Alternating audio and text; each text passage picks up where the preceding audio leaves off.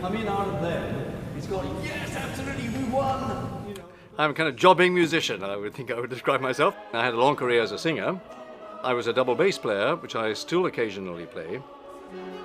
And in my sort of third innings, I've turned into something of a conductor and a teacher. I found that I had some ability in encouraging people to make music together under my, in quotes, direction. I had a sort of an idea of what I thought they could sing well and what kind of music we could make together. Yeah, I got a kick out of it, and I still do, actually, I must say. I'm just so thrilled to be doing this French 18th century music. We're doing a range of these grands motets from the early ones. Lully is the earliest, 1660. And we go right through Charpentier. Henri Desmarais is not particularly well known now, although in his day he was very, very famous. Rameau, who's best known for his operas. And then we're finishing with this man whose name is Jean-Joseph Cassanet de Mondonville. They tend mainly to be psalms, adapted sometimes with extra words put in or even some taken out. They were written under the patronage of the king, Louis XIV, or some of the dukes.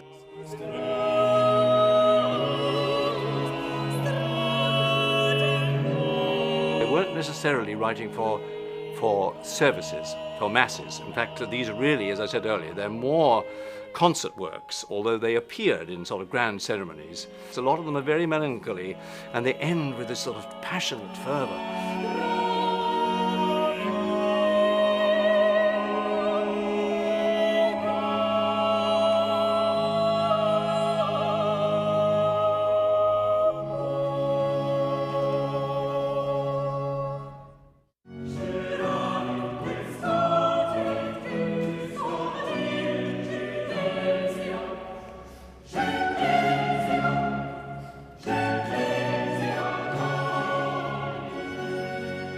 The first piece in our program is a jubilate to celebrate peace after the 30 Years' War.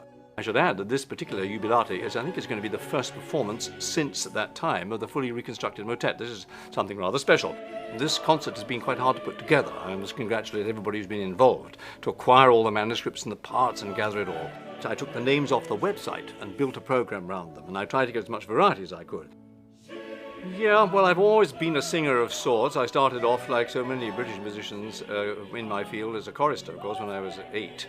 And I always say to people, the wonderful thing about the English chorister institution, these cathedral choirs, that you become a professional musician, really, aged 8 or 9.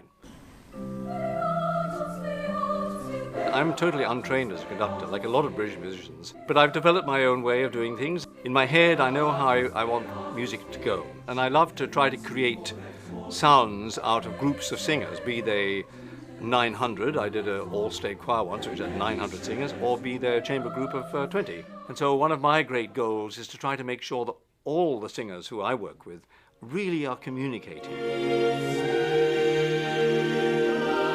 And so I want my singers, whoever they may be, you know, if they've rehearsed it 100 times or only twice, you know, each time they do it, it's new, and they're communicating what is there on the page to the listeners.